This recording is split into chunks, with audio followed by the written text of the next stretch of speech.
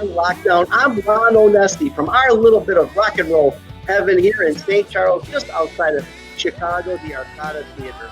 And I am so honored and privileged to be on the show, sharing the stage with just legendary icons. My co-host, let me bring my twin brother, I guess, because Carm's our older brother, Vinny Appice from Dio, Last in Line, of course, Black Sabbath. How you doing, Vin? I'm doing good.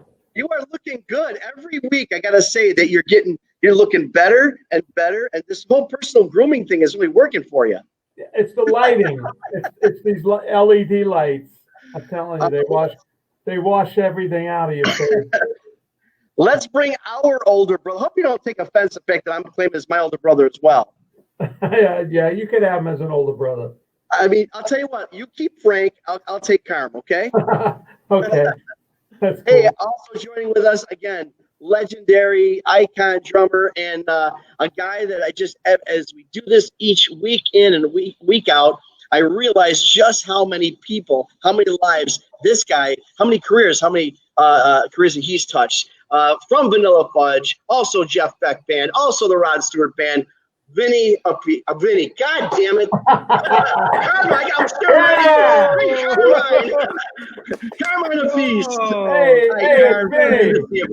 That was good, dude. It was a big build-up, and I killed it. I crashed and burned. Yeah. I love the live stuff here. So anyway, this week, I got to tell you guys, you believe this is our 10th freaking episode of this thing? No, I don't. Wow. That's really, where did it go? It's been a lot of fun. It's been great. And I got to tell you, it's been an honor to work with you guys. And, that's the thing. I mean, they say there's two sides to every coin. There's a bright side, and COVID is terrible, and all this lockdown is terrible. All this stuff is terrible. But on the brighter side, which we got to find, is the fact that we're doing this, and we're affecting a lot of lives. People are loving this thing. I'm from all over the world. Yeah, I know. That's funny, right? Well, I'm glad we're doing it, and you've been, we should do it in other languages too. Yeah. Okay, you start. Nane kangai te no. There you go. No pornographic language here, Carm. This is a family show, please. So let's bring our very, very, very special guest today. I'm telling you, thank you, Carm. I know you hooked us up with this fine young man. You guys work together. We'll talk about it a little bit later. But he's played the Arcada Theater so many times, and I am so thrilled to have on our show the legendary Axeman himself, Mr. Pat Travers. Yeah. I'm sorry. Mr. Mask Travers. Oh, gee, I didn't even know I had it on. I wear it all the time. Here's the thing. It's a little bit of a PSA. I'm anxious, as we all are, to be able to get back to performing live. So wear your damn mask. There you go. And that's enough. I was thinking today I'm gonna do a white mask with the mustache on. Oh yeah. Nice. Well, that would look cool. Call my mask. Yeah, I've seen them. I've seen where you can take a photo of your face and have a mask made like I know. that. Yeah. We had a waitress down here did that, and I'm looking at her going, "What's wrong with her face?" Yeah. It looks with her face. Did you ask her that? Yes. I said. As she got closer, I said, "What's going on?" She goes, "It's a mask." I said, "Oh." I said, "I thought you had a messed up face." It's kind of like a hallucination. Oh man, Whoa. The whole thing's a bad dream. Absolutely. Oh yeah. This is the good part of the dream. This is the dream. The other thing is a nightmare. This is a dream. Last week we were talking about you, Pat. We had your former bandmate Nico McBrain from Iron Maiden. Yeah, I watched a portion of the show. Nico is awesome. I love him. He's great. And what was really great about having him was the fact that he brought with him some great video footage of you back in the day. You were freaking rocking. It was awesome. Pat missed that. We should play that again. Pat missed that. Yeah, I didn't see that part, but I don't know. Man, do we have that? We had that. We'll have it. We'll have it in a minute. Oh, here you go. That was in Germany. Feeling right.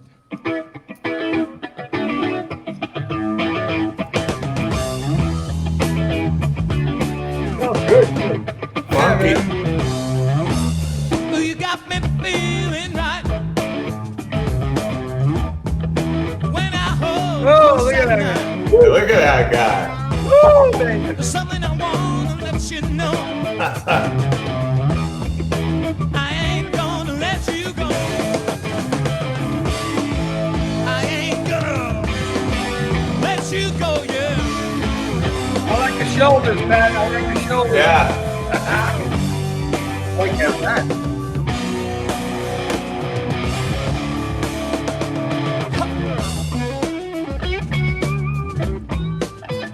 Nice. There he is. Mars. Know that when I hit this town, I thought I'd have myself a little look around. You had a taste of it, Matt. When you came Yeah. into my view, It's very Yeah. funky. Yeah, man. Oh, you know what? Exactly. I saw. You know, I was. You're obviously your kind of blues funk, beginnings are showing really strong there. When I we moved to Ottawa, Canada when I was like 12, and I was really into music, and for some reason there were a lot of soul bands, horn bands and stuff. So funk was really big, and then got into the other kind of funk, the more aggressive electric funk with bands like Vanilla Fudge, and so I always still do, just I like the way all the pieces fit together, And there's some of the stuff that we did on our Travers and Beach records that are real badass, funky, I know. power funk. Let's go to that, because I tell you what, I mean, I want to talk. There's a few albums that I want to talk about with Pat, but I mean, your Balls albums, the stuff you did with Carmine, and you know what? It's stuff that needs to be revived here because it's such great music. And how did you guys? How did that whole project start back in 2004? When let's just go back. I met Carmine in 1981. He was playing drums with Ted Nugent. And we did a little Texas tour and some other shows. And, Carmine, you guys were saying he's your older brother. He's like my big brother to me, And for some reason, we just hit it off, and we'd get to jam a little bit every now and then. And over the years, we'd see each other. And we were at a NAMM show in the Dean Markley booth, and T.M. Stevens was there, and it was just tore it up. It was magic, absolutely. Yeah, but the way the album happened was I had a deal with SPV to do a record. I did the first record with Rick Derringer, Tim Bogert, and myself. It was called DBA, right? And then, and when I did this, I was going to do the second album. SPV said we wanted to get somebody else to replace Rick, because Rick was getting a little more Christian with the lyrics and stuff. So we were working with a friend of mine, Greg Hampton, and I said, "What about Pat Travers?" So he said, "Yeah, that's a good idea." So SPV loved the idea. So we put together Travers and Appice, came out to be TNA. Yeah. And we, we said everyone needs a little TNA, right? Yeah. So we put together this record, and some of it's really funky and soulful. We got reggae on there. We got heavy rock. We got fast music. We got Pat playing his ass off on slide. And okay, that was the first record. Then we did a second record. Then we did Do You Think I'm Sexy, which I have on my Guitars Use record. That is I remember that is the strangest version of that tune, but I had this pedal board, this Fox pedal board. And it had that sound on it. I've never been able to find that sound again on anything, and it was so ballsy, and it was. We did, and me and Vinny do that on our drum war tour. Oh, that's got to be awesome. I sang the lead, and then Pat did the bridge, and we did the chorus together. We did the chorus like answering and then harmony. It's awesome, and that bazooka song, and my favorite song on there is that fast one. What's the name of that one? Where's my phone?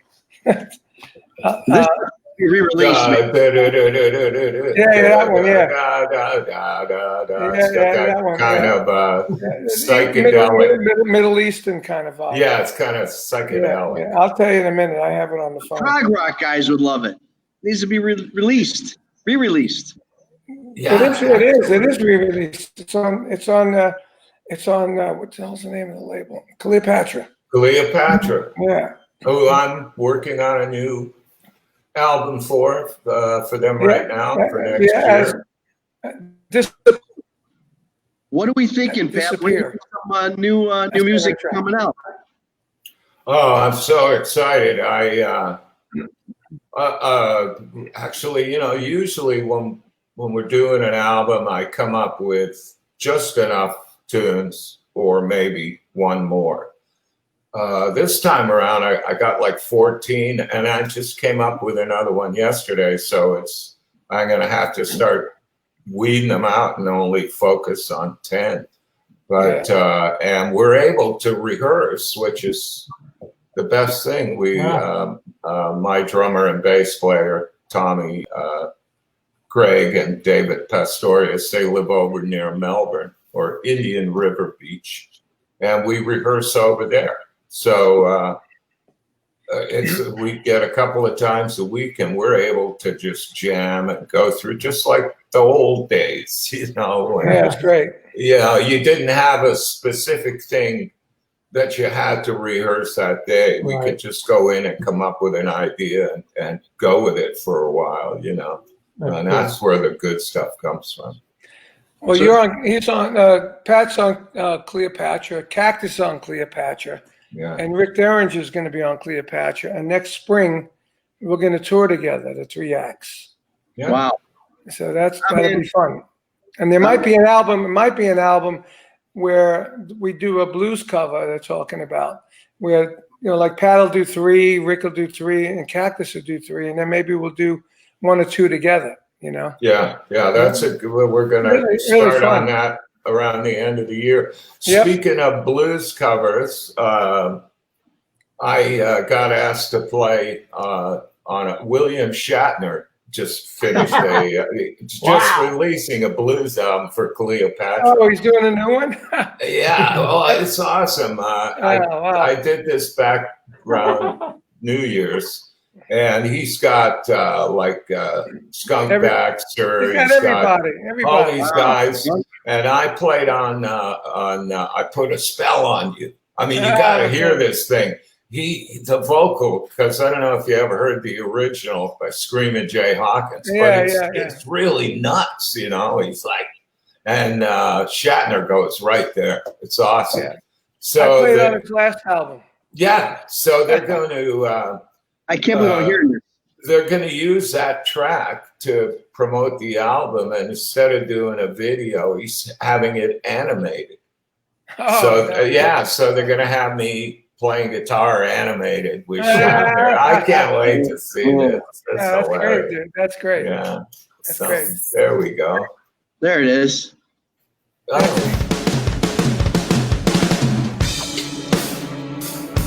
Oh, yeah. I forgot about this. There's my old Riviera. Yeah, this was weird. That's your car, Pat? Yeah, that's my 93 Riviera. Wow, that sounds heavy. Yeah, good drum sound. Good guitars. Nice. Yeah. That sounds great. You don't know what track this is, though. No. Where do they get what track it is? No way! I haven't heard this, but we did this. I'm all out of sync, Vinny. Yeah. Always, right? Right? Always out of sync. Well, it's not out of sync in the actual video because my son edited it, and it's rock on. Right on, yeah. So how long did that segment take you guys in the car? How long did you guys spend from that?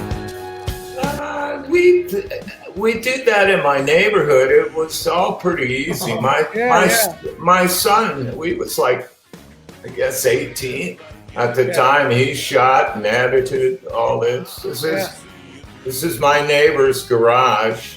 Yeah. And we're at Sean's studio for the drums. Right. Yeah, how do you like that drumstick, Vinny? It lights up too. Boy, I've lost a little weight since then. That's all I want to do. I know you need it, girl, and you know I need it too. We did this in one day. I found what this world is searching for. Here, right here, my dear.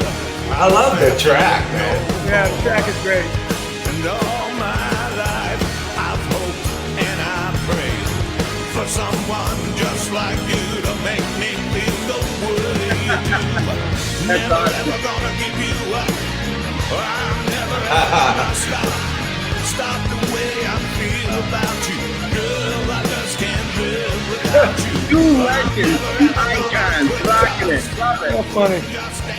Yeah, okay. Very I love Barry White, man. And that's the thing, your songs, Pat, there's so many of our, your take on covers or your take on, obviously Boom Boom is a take on the 1957 Little Walter recording originally. Right. And, Little Walter was, recorded in Chess Records here in Chicago. Little Walter was a badass, man. He was another album that Cleopatra, another artist, Shirley King, B.B. King's daughter. She's watching right now, and I played on a track on her album, and it's I believe out or it's coming out. And it's really good. Shirley King, check it out. We love Shirley. Cleopatra. Hey Shirley, we're talking about you. We love you. Amazing. She's carrying on the tradition of her papa. She never stopped, and she's doing such a great job. She does play here quite often as well. She's part of our family, and great lady, great talent. So we I got to jam with BB in Chicago when they used to have the NAMM show in Chicago, and I guess this was maybe 83, 85, and I had a Gibson thing going, so obviously he did. And he was playing there, and I got up and jammed to play with him. He invited me up, and also Neil Sean, right? Wow. So I had my new double cutaway Les Paul that Gibson had made for me, and the amp I had no overdrive channel. It was just totally clean little combo, Of course, Neil's got all the distortion and dirt and everything going on, right? And so I just went, well, I'm stuck. I just put it in the middle position and just tried to play real clean and cool. So BB's he sings a couple of verses. Hey, Shirley, what's up? And we're in B flat, right? We're gonna do blues in B flat. Who plays in B flat on the guitar? BB does. Wow. So that's a bit of a minor issue too. But so he sings a couple of verses and he points to Neil, and Neil comes in and steps to the front of the stage, and his frets are melting and lightning striking and tables and chairs are falling over and women's dresses are coming off, and he did like 2 or 3 turnarounds, and I'm like, wow, fuck, because all I got is this really super clean sound, and BB points at me, so I just closed my eyes and just tried to play as sparingly and as soulful as I could, in total contrast to what Neil did. And so I did a couple of turnarounds and opened my eyes and looked over, and BB was smiling. He gave me the thumbs up, and it was like, wow, that's great. Now it's BB's turn, and he goes, doo-doo, and the whole place just erupts, just 2 notes, and so it was awesome. Have you ever shared a stage with Buddy Guy? No, I did get to see him. I think, I think I saw him downtown here. But no, I don't know if you could share the stage with Buddy Guy. You know, he kind of dominates the stage, doesn't he? He does, man. He really does, and he doesn't even know what he does. He sits down. He goes, "What do you guys want to hear?" Yeah, He goes, I know. No, he's so spontaneous in everything he does, and I mean, sometimes I've seen him. We're just bending a couple of notes can turn into like half a turnaround, you know, he just bends them right off the neck and the whole crowd goes nuts, you know. And there's our manager there, Bruce Pilato. Bruce Pilato, what a great guy. Hi, Bruce. Hey, Bruce, what's shaking? What's shaking? Yeah, we Both knees. You can't hear him. He's the guy pushing Cactus, that's for sure. He called me every day, made sure I had it done. So we love you, Bruce. He pushes me too. Well, we'll be back together. That'll be awesome. Yeah, I'm looking forward to it. And at the end of the show, we're all going to play together. Oh, not yeah. all, maybe not all, but me, Pat, and Rick somehow. Oh, yeah, of course. Yeah. No That's got to happen. That's got to happen. It's got to be like one of those, absolutely, got to make that happen. You were talking about Buddy Guy. You know, here he plays at the Arcada a lot, at least twice a year. And the thing about him is really amazing. He goes into the audience. He'll keep playing. He keeps the same note. And he gets in the audience. He'll sit next if there's a seat open. Then he walks through the concession stand in the on the second floor. You've been to my place, obviously, guys. The second floor, the balcony. He's playing just all the way through. It's amazing. Amazing. He'll stop at he'll have some Jack. He'll have some whiskey. Still with the note going. Yeah. Love him. But that was the whole point. He just wanted a couple of shots of Jack. That was he just walking to the bar to get it, you know. It's really hysterical the way he does it. Is it, you know, you did this little Walter song, as we know, Boom Boom, and I started to touch on this earlier, Pat, and you're such a not just a fan, but a student of that original blues, you know, momentum that started here, you know, from the 20s, 30s, 40s. Is there a song that you haven't done that you'd like to cover from back in those days? Wow. I'm sure there is. I was listening or thinking of covering Howlin' Wolf tune, Meet Me at the Bottom. Great song. Great tune, Howlin' Wolf. Yeah. And, we did Evil. I know. And Monica. Monica, my wife, was saying the other day that maybe on this live stream that we have coming up, that my band should cover Evil, since I sang on it anyway. So cool. Yeah, that I love that. I read the recorded version that we have, and I remember it was the last vocal that I had to do. And it was 11 o'clock in the morning, and I was going, oh no. And for some reason, everything opened up and it wasn't an issue. So, yeah. Was there, and you've been by us so many times at the Arcada Theater, and I've seen you other places too, and you've played with so many legends and icons and superstars. I mean, so many of them. Is there one that stands out that was particularly like blew you away, or stands out that was like, oh my gosh, train wreck, get me home? You know, most of the like, I include Carmine. Carmine was, I loved the Fudge, and one of the reasons they would reimagine and reinterpret other songs in a cool way, and I was really influenced by that a lot. And I even started to do the same kind of thing early on. Before I was writing any songs, I would do that. And it's always fun, especially when it works, you know. I like that. So, but yeah, you know, the Boom Boom, Out Go the Lights was a funny issue. I heard it when I was 13. One time by a band live, harmonica player from Hamilton, Ontario. He called himself King Biscuit Boy. Anyway, Not, but his band did this song, Boom Boom Out Go the Lights. And I only heard them do it one time, and I loved it. And when I was in England, like, you know, I don't know, 8 years later, doing my first album, and it was short, one song, and I remembered that tune, and we were able to find King Biscuit Boy's album in London somehow. So I did that, covered that version, and then as we performed it live, and I started to get the audience involved, etc., it kind of morphed into something else, you know. So, but it was actually a while before I ever heard Little Walter's version, you know. Oh, really? Yeah, yeah.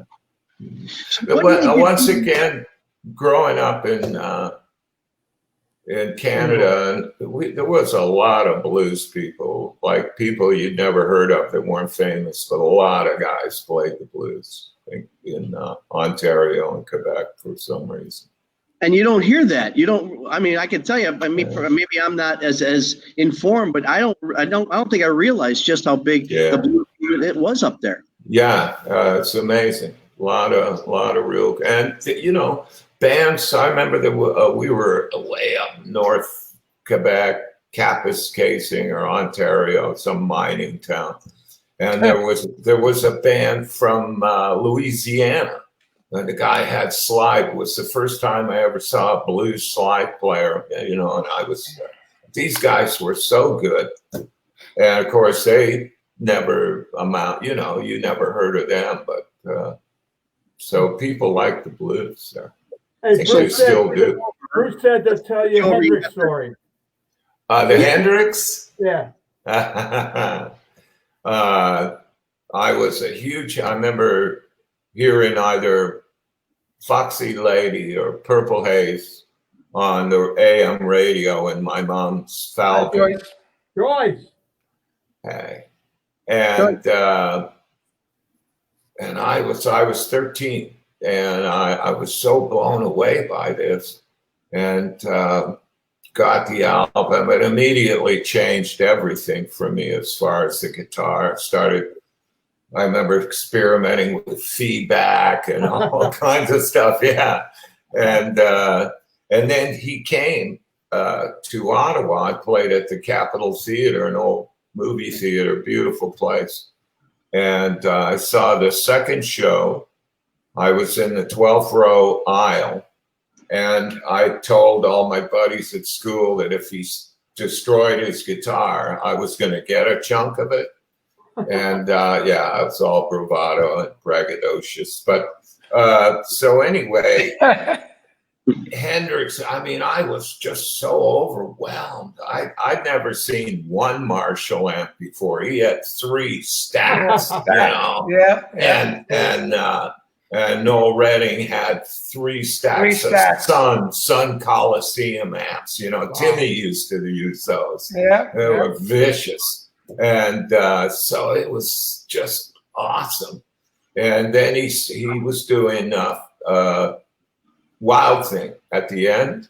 And that's when at the end of Wild Thing, he gets into a lot of histrionics and feedback and humping the amp and kind of throwing a Strat around. But, you know, he wasn't going to break anything or set anything on fire that night. You know, he was in Ottawa on a Wednesday, I think, or something, you know. So he does throw it on the stage, and when he does that, something overtook me. I jumped out of my seat, ran down to the front of the stage. The stage is pretty low, and I've got my arms on the stage, and Hendrix is right there, and there's a few other kids next to me, and he's on his knees. He's got the Strat down in front of him, and he's going stuff, you know. And it's like, and I'm like, this is insane. And he broke his string, and the string kind of popped forward, but was still attached to the tuning machine. So the kid next to me grabbed the string, and it pulled the guitar. And I grabbed the neck, and I had the neck, and I'm like, just, in a craze, I was out of it. And then I sort of see off to stage right, the drummer for the Soft Machine, who was the opening band, comes running straight toward me. He goes, bam, and hits me right on the chin. But when I had the neck, Jimmy's going, because the strap was still around his neck, right? So he's being pulled forward, and he's going, no, man, be cool. No, man, be cool. And so he had his hat. Somebody took his hat and took off up the aisle with that. And what year was that, Pat? 68, March 19th, 68. We toured with him in September 68. Yeah. And it was Soft Machine as well opening. Yeah. And we were special guests. We went on just before. Yeah. And he was using those amps. I had a dual Showman amplifier for your monitor. For my monitor. And all they had was Voice of the Theaters as a PA. I know, it sounded terrible. Unbelievable. And there was no vocal monitors, and I don't know how we sang. I don't know. I know. And the thing is, somebody years later sent me a cassette that was a recording of the show I saw. Oh my God! And he was doing a lot of material from Axis Bold as Love. Right. And I'll tell you, playing and singing a lot of those songs is really damn tricky. It's not easy, Yeah. But he was doing it, like you say, with no vocal monitors. He was in tune. It's amazing. Well, he did a lot of gigs in New York. I used to know him when he was Jimmy James and right. We used to play opposite him with a band that I had, cool. And he was doing the same stuff. Oh, I know. When he dressed flamboyant, he had a hair slicked back, dressed flamboyant, and played with his teeth. He did the teeth, everything, Because I started playing in bars in 1969 when I was 15, and we would play Knock on Wood and Land of a Thousand Dances and all that shit. That was the material he was playing in England when he got the trio together in Paris, their first gig in Paris. He did Land of a Thousand Dances, So at that time, the same material. He was a soul brother. He played soul music all the time. Yeah, but at that time, guys, I got to ask you guys, because you obviously were there. I mean, we know what Jimi Hendrix wound up being, but at that time in 68, early 69, did you see that level of greatness? Did you see that icon? Did you recognize it at that time? Totally. Yeah. No, there was. Okay, he was always a great performer. Even when he played in the clubs, he was a great performer. He had all these antics he always did, the clothes he wore, and he had his mind set on making it one way or another. Yeah. Well, he did work with Little Richard for a while, so he learned a lot. Isley Brothers. The Isley Brothers. So he saw some great, worked with some great guys and learned a lot. But the thing about him was he played all the time. He was always playing his guitar, and he was a great, even backstage. Backstage. Oh yeah, always playing, and really, and his lyrics were great. I mean, really, really neat lyrics, especially on like Axis Bold as Love. I mean, it's really descriptive, pictorial, and just beautiful lyrics, and really sophisticated. He could be, Pat, you were doing the obviously the PT Power Trio too. I thought that was a real interesting project. What made you go down that road of the covers and such? Well, it was kind of easy to do in a way. It was difficult at that time to get enough money from a record company to make a good album. And I just didn't want to have to spend all that time on writing new material. Mm-hmm. And the CD comes out, and that's the end of that. I mean, it's all over. So I didn't mind on that particular. Is that the one with Green Eyed Lady on it? Yeah, Queen is on it. Right. Really good stuff. I mean, I think I thought it was a great project. A great project. Yeah, and it was fun. Those were great musicians that were on that. And but Green Eyed Lady, I've gotten a lot of requests. I never played it live, so we're gonna play it coming up here. I'm gonna request it. I'm gonna put it in my contract with you. It'll be there. Yeah. No, we've been working on it, so we're gonna showcase that in our live stream event in about 3 weeks. Well, I'm looking forward to that. You know, you've done so much music. It's like these guys here, these other freaking icons I get to be with on here every week. Oh, it's so cool. I love it when I'm driving and I got XM on and some Dio comes on, and I'm an air drummer. Carmine knows that. I love to air drum to Vinny. Hey. Thank you, Pat. Yeah. I'll tell you, there's nothing. I want to show you guys something. See, can you see this? Yeah. See that? Oh yeah. That's Hendrix backstage on the Oh tour. yeah. Right, and that's me. Yeah. Me reading the magazine. Mitch Mitchell and Jimmy with the guitar in his hand. Playing. Yeah. Right. There you go. All right. That's history here. And you know Mitch Mitchell was when I moved to London. And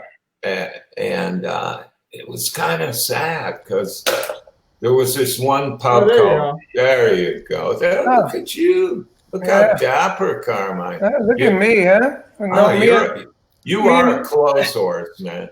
Yeah, me and Noel were reading the rock magazine. That's cool.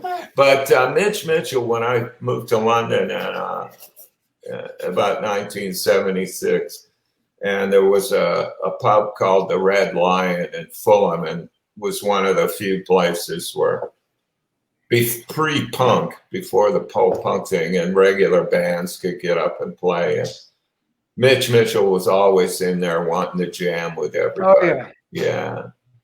And, I love Mitch. He was a great player. Oh, man. He's very light, but he made a great combination of the old time jazz. Yeah. With the rock, he was really awesome. It was incredible how he could be what some people might say is busy, but it never it actually kind of went with everything. He was melodic. Yeah, exactly. Yeah. And he was such a timid guy, And he knew. He played drums from the guitar end, like you do, Carmine. It's really you're up there. You know what the guitar player's doing, right? And Mitch is the same way. Mitch is great. One of my heroes. I love Mitch. I never forget on that tour when I had those amplifiers. He said, "Hey, Carmine, do you mind if I use your drum amps?" I said, "No, Mitch, no problem." And we had a Shure mixer with 5 inputs with 5 57s. Yeah. 5 57s. One on each drum, Tom, and it was ridiculous. And we put them up right next to the voice of the theater. Did it work? Yeah, it worked. And then there's the picture of Hendrix going up to his Marshalls to do something. And right under him, you see two Fender amps. One says Mark. One says Mark on it. It was Mark Stein used to use the B3 through a Showman. Oh, he amplified the B3 through and then then you see mine says Carmine. And they got Hendrix fixing his amp. It's really amazing. Man, I would have loved to have heard Mark's B3 through those Showmans. That must have just sounded deadly. Honking. It was honking. Yeah. Well, he had to because Tim had 5. Like you said, the Coliseum. Before the Sons, he had 3 dual Showman amps and 2 2 trainer tops with 2 bottoms. He had 5 bottoms total, and Vinny had 2 stacks of Marshalls. I had no monitors. I had my drum amps. You see it at that, man. That's so terrible. Let me ask you. The thing about Travers. The thing about as a fan, this guy Pat Travers that we're talking about, the thing I like about him, okay, you're talking about blues influence in the beginning and throughout his career. You've got obviously the psychedelic rock. You've obviously got the classic rock thing. You've got these covers. You got all this music, all this stuff for the fans. Then you come out with a curveball, which I got to tell you, I personally love. You know where I'm going here? Yeah, probably the big band. Swing yeah. album. The Swing album turned out really good. Absolutely. That was a little harder than I thought it was going to be, which I figured out pretty quickly. But what had happened, it was actually a project that I had thought about some time ago and thought that Carmine and I might be able to do it, you know. Yeah. But then it came up pretty quickly with Cleopatra and Brian Pereira asking me, could I do an album? And I said, yeah, I'll do this big band stuff. So I was really lucky in that fella I know here in Orlando, Michael Franklin. I've known him forever. You know him, Carmine, Mike Franklin. Yeah, you were at his studio. And he's an incredible pianist and an arranger, and he brought in all the horn players. We had 5 horn players, and he wrote the charts. So that really helped that. You know, the rest of it was just me trying to figure out, you know, in most cases I would replace the tenor sax line or the trumpet lead line with my guitar and then still have the rest of the horns. Only half the album had the horns on it, but boy, that came out great. I was really I tell you, you know, it's only 8 tracks, but I tell you what, I can listen to 80 of them. And I was really interested to ask you, I'm interested in finding out your song selection. I mean, from Duke Ellington to Louis Prima and everything in between. I mean, you know, sing. I mean, you know, incredible. Yeah, you're right. Not many people know that the writer's credit on Sing, Sing, Sing is Louis Prima. Yeah, over 100 years ago. Ronnie loved Louis Prima. Really? Ronnie James, yeah. Ronnie Dio did? Yeah. He loved Louis Prima, yeah. I never even heard of him when he told me. Come on. That's because you're my younger brother. And then I looked it up. Oh, God, this is way back, you know? Yeah. And Gene Krupa, our idol, played Sing, Sing, Sing. That's why you should have had me play it, Pat. Yeah. Well, I know. And, you know, but it was just the way it worked out in that situation. And actually, you could have had me and Vinny play it together. Yeah. Yeah. Drum was live with Pat. Let's do it. Let's do a swing 2. There's only 8 tracks. You know what? We'll do swing 2. Why don't we do that? I'll talk to Brian. Please. We'll do swing 2. And we'll do your record release party out here. Absolutely. I'll have a 30, 40 police, a 40 person horn section. Whatever. We'll do it really big. Yeah, let's do it. Matter of fact, maybe we'll do some 50s noir music. You know, I keep having there's a revamped Perry Mason that's on Netflix or something, and so I put the theme music on from the original TV show. It's fascinating. I just love it. And so, you know, that's really got me thinking. I've got that in the back of my head going, that kind of gangster but sophisticated downtown sort of stuff, you know. Yeah. Very Raymond Burresque. Yeah. The whole album covers black and white. It's like one of the old detective novel things. I can see it. The whole sort of 50s thing. There was a whole film genre we were watching the other day, and I can't remember the director's name. but he had one camera, 2 or 3 actors, Mhm. shot it all in this apartment or this kitchen. It was real sparse, but it was fascinating to watch because even though it was sparse and black and white and the music was dramatic, it just had this cool thing to it, It's very jazzy. Again, being a fan, and you've played here, and I've been in the audience, obviously backstage watching your show. And since we've touched on so many areas of music that you played, you see it, everything from the 30s all the way through the 70s and then some. How do you come up with your set list on a show? Do you pick? I mean, outside of releasing new music from a tour, but how do you pick from this amazing catalog that you have? I usually let my drummer Tommy pick the set. Yeah, really. The drummers are always right. It's gonna be interesting when we actually go back to performing live. That's gonna be tricky because, of course, with the new material, I want to play every one of those songs live, So we will, and then there's I've recorded a lot of music, and a lot of music I've recorded I never played live. So we're gonna take.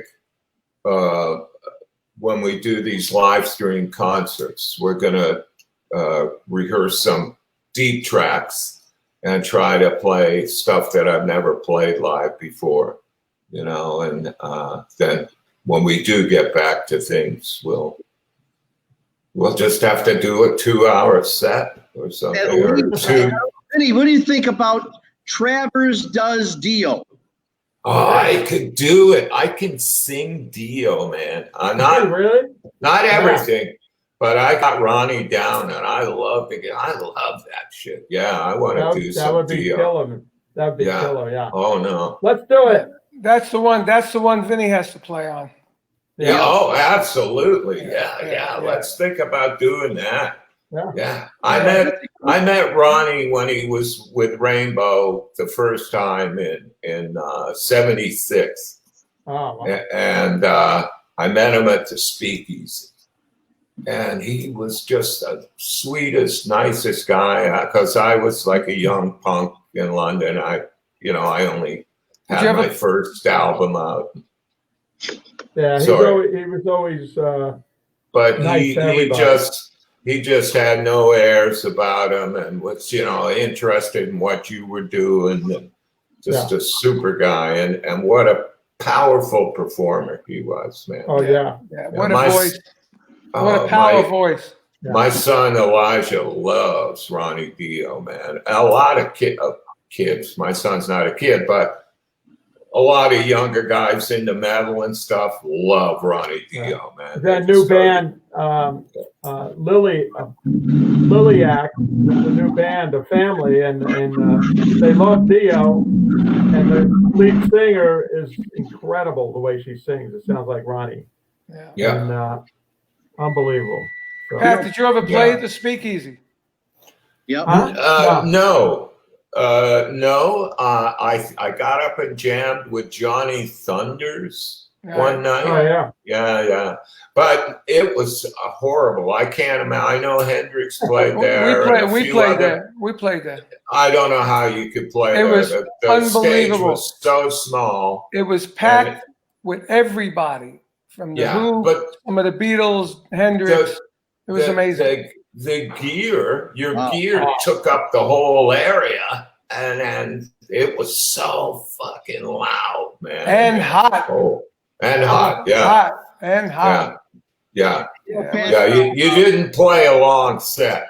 We played our normal set, however long it was, yeah. Wow. But we blew everybody's mind. And number one, I had the 26 bass drum. Nobody had that.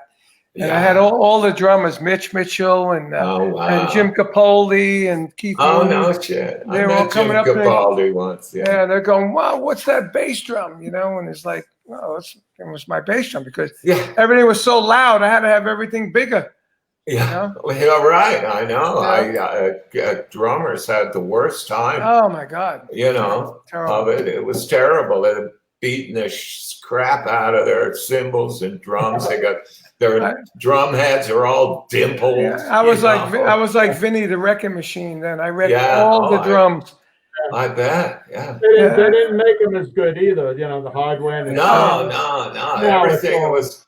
I mean, one time Tommy Aldridge. If he had to have everything almost armor plated, or it would just fall apart. It was amazing. I did a solo one time in front of 10,000 people, and I was bending my cymbal to make some melody. I remember that. And I bent it, and then the thing came off. The screw just, because they only pressed them in, it came right off. Here I am with the cymbal in my hand. Put it on your head. I should have put it on my head. Thank you. Yeah.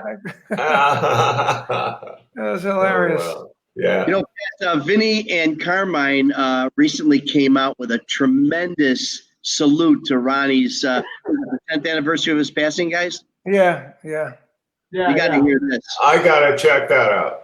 I can just Google that, right? Yeah. Just put it on YouTube. It's called Tribute to Ronnie James Dio Appice, Appice, just our last name, and then it's what's the name of it? Monsters and Heroes. Well, you can and a great lyrics. Paul Shortino wrote the lyrics. You can search you can search Appice too, Appice. Okay, will do. Here we go. Yeah, I just found out. A peach, I found out. A peach. There it is. A peach. There it is. That's Frank. That's Frank. Yeah. Oh, there you go. Yeah, that's a great one, man. It really, really is. Hey, let's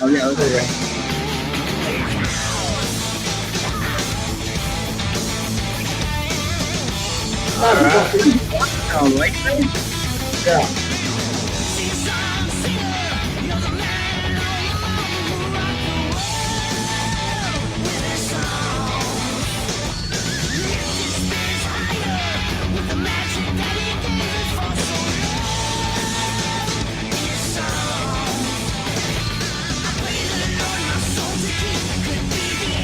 So, you guys able to do this in real time? No. That's what I thought. So who goes first? Me. Vinny did it first. Drummer goes right. Okay. And then we had the guitar. Artie put the track down, and then I did it. I did all that on my iPhone. I didn't have a studio or nothing. Wow. That's right. I remember you telling me about that. Yeah. These guys did a similar thing that covered one of my tunes. Some Bay Area metal guys. They covered Snortin' Whiskey. Oh, nice. And I posted the link to that on my Facebook page the other day. Man, they did a great job. They really did. I liked it. Everybody dissed the vocalist, but I kind of like what he did. You know, it was manly. Right. Hey, Pat, but the drummer and the bass player, the guitar players, man, they just did it hard. We got a couple of young fans out there that want to know the origin. I know you've told the story, I don't know, 1,000 times, but the origin of Snortin' Whiskey. Yeah. When we were in South Florida, in Miami, and we were rehearsing for the Crash and Burn album. We had a rehearsal studio in North Miami that we used. And rehearsals were set for 2:00 every day, a few times a week. But I didn't expect everybody to get there right at 2. And I had my 4-track tape machine, and I was, working on lyrics and new songs and stuff. But Tommy Aldridge and Mars Cowling were there, and by now it's like after 3, and Pat Thrall's not there, and so we keep farting around, and we're doing that. I'm going, damn, 4:00, he's still not there.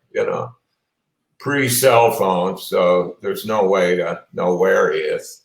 Around just after 5:00, the big studio door gets kicked open, and here he comes with his girlfriend, Leslie.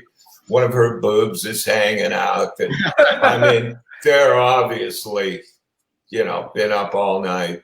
And I go, wow, Pat, what have you been doing? And he said, snorting whiskey and drinking cocaine.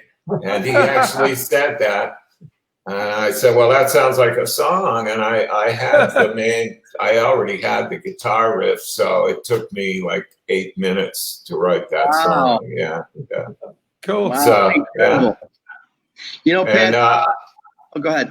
I think if you ask him about that, he'll say that he didn't mean to be funny. He meant to say the right way round. So it was. He legitimately made a mistake. He wasn't being funny on purpose. I think he was being cocky. Hey, Pat, I asked this question of all our guests, and these guys know what's coming. No. Yes, you've been playing for presidents and kings all over the world, and you've gotten gifts. You've gotten some memorabilia from other people you've played with. Is there one item that is really, really special to you that you tell us about? Maybe something from your family or one of your icons, your heroes? You know, I anticipated this question. And the truth is, I've never sort of the things like even guitars. I've had a lot of guitars, but I've never had, you know, or anything given to me that I, you know, cherish as a thing I need to touch. Really, most of the cool stuff is in my mind, you know. That's cool perspective. And so that's where I keep it. And if the house were on fire, I want to make sure that I got Monica out.